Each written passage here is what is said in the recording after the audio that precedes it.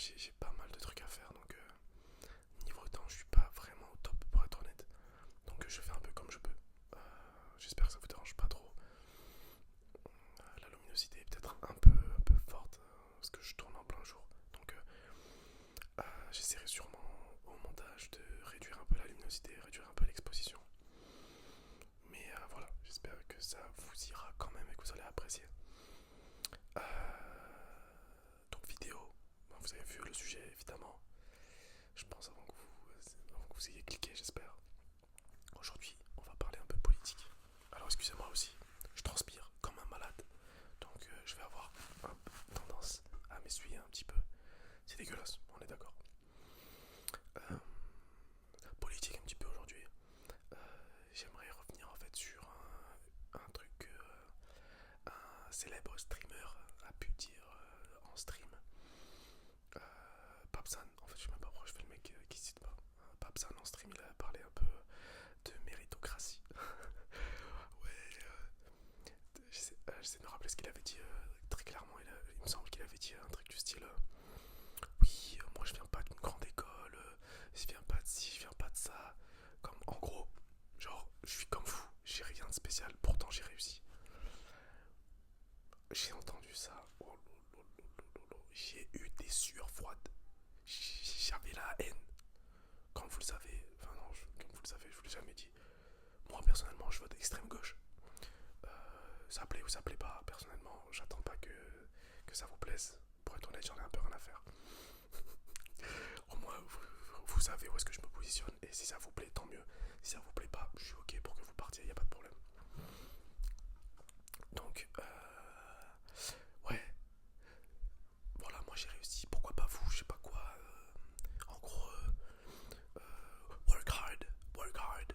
Ok, donc lui, c'est-à-dire que Marx, pour Dieu, lui, il en a rien à foutre. Enfin bref, chacun son délire. Et donc il a dit ça, moi j'étais un peu offusqué, mais pas vraiment étonné, tu vois. Souvent les personnes racisées qu'on peut observer lorsqu'elles réussissent, elles ont beaucoup de mal à se rappeler un petit peu d'où elles viennent. Et avoir un discours vachement moralisateur sur les personnes qui leur ressemblent de manière juste identitaire, voire du milieu social. Un petit peu, voilà, vraiment être dans. C'est un discours en fait assez rabaissant. En fait, en gros, bouge-toi le cul, tu vas y arriver, genre. Moi, ce qui me dérange énormément avec ça, c'est la négation de tout un historique, de tout un déterminisme social qui est absolument pas pris en compte en fait. Je suis pas fataliste, évidemment, mais il y a des réalités qu'on ne peut pas nier en fait, c'est tout. Il y a des réalités qu'on peut pas nier. Donc on dit effectivement, c'était quoi il y avait un adage là, c'était c'est pas parce que tu travailles dur que tu vas y arriver, mais toutes les personnes qui y sont arrivées ont travaillé dur. Évidemment, évidemment, mais juste, c'est pas être défaitiste que de comprendre que ça va être compliqué. Juan Branco, dans une interview avec le chairman, il avait dit que, par exemple, les élèves d'un lycée à Thiers, donc je crois que c'est dans le 91 peut-être, je sais pas, ou dans le 94, bref, dans un lycée à Thiers, avait 40 fois moins de chances de réussir dans les mêmes milieux que les élèves du lycée de, je sais pas, Henri IV par exemple, dans le 5e il me semble. En fait, connaître ces valeurs-là, connaître ces statistiques, ça permet pas de se cacher derrière des excuses, ça permet juste de savoir d'où tu pars. Le fait de savoir d'où tu pars, ça permet d'entreprendre alors une course adaptée. Tu peux pas espérer gagner la course ou faire la même course que quelqu'un avec qui en fait tu pars même pas sur la même ligne de départ quoi. Donc c'est des réalités à prendre en considération,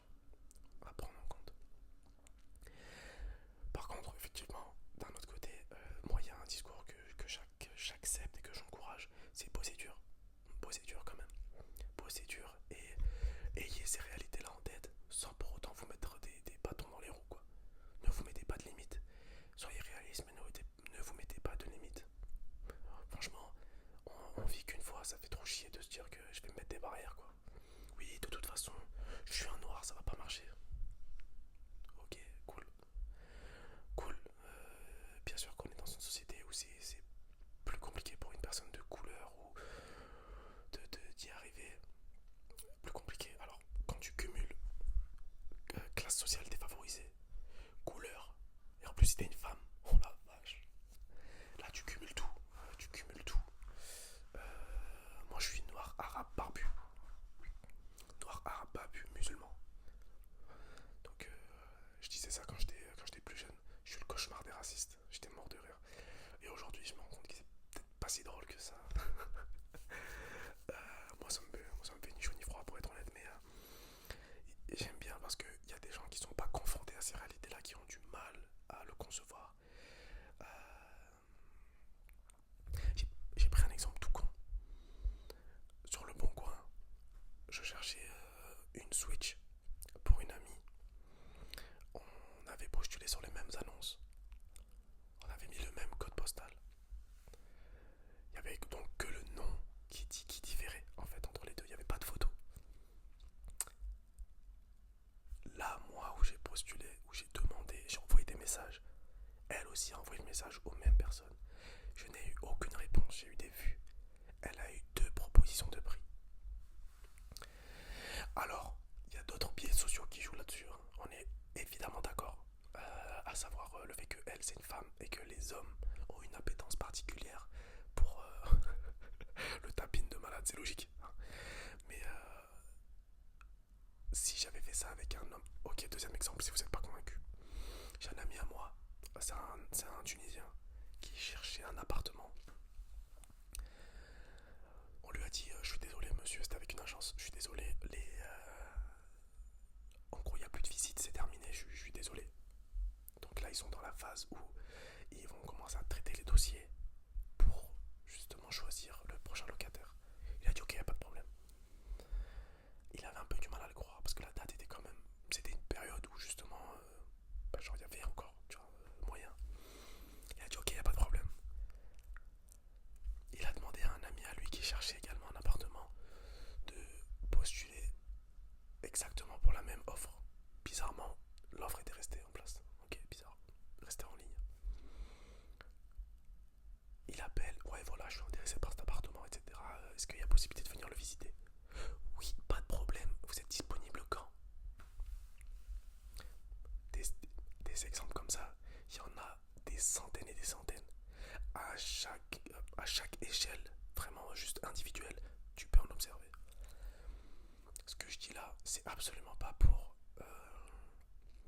pleurer derrière le racisme, pleurer derrière la haine, pour mettre en évidence la difficulté de tout un chacun. J'en ai rien à faire, les réalités elles sont comme elles sont. Il faut en prendre juste conscience pour essayer de les combattre. C'est tout. Les mentalités elles sont comme elles sont. Les gens qui sont déjà en place, ça va être très dur de les faire changer de mentalité. Par contre, nous on a un devoir d'éducation sur déjà nous-mêmes et sur les gens autour de nous. Moi je suis intimement convaincu que c'est grâce à ce changement-là qu'on va potentiellement faire prendre conscience. Et il y a aussi un gros discours qu'il faut faire aussi sur les réseaux, tu vois. Moi ce que j'aime beaucoup, c'est que ces dernières années, il y a eu un gros mouvement vers l'avant, vraiment de manière positive, sur la prévention, sur le suicide. Euh, je me rappelle, il y avait un combattant, j'ai oublié comment il s'appelle. J'ai oublié. Il y en a un autre, Patty Pimblett, qui a fait un discours vachement encourageant vers le fait d'aller chercher de l'aide lorsqu'on n'allait pas bien, de ne pas rester seul, d'en parler. Et moi je trouvais ça trop stylé qu'il y ait enfin cette voix qui soit portée vers l'avant de la part des hommes. Parce que c'est malheureusement les hommes qui sont beaucoup touchés et qui en parlent le moins. Donc dire oui, ça sert à rien tant que les politiques elles vont pas changer, c'est pas vrai. C'est pas vrai parce qu'aujourd'hui, l'influence individuelle qu'ont les réseaux sociaux et l'entourage proche sur l'individu est énorme, est énorme, est énorme, vraiment elle est énorme. Donc moi j'estime que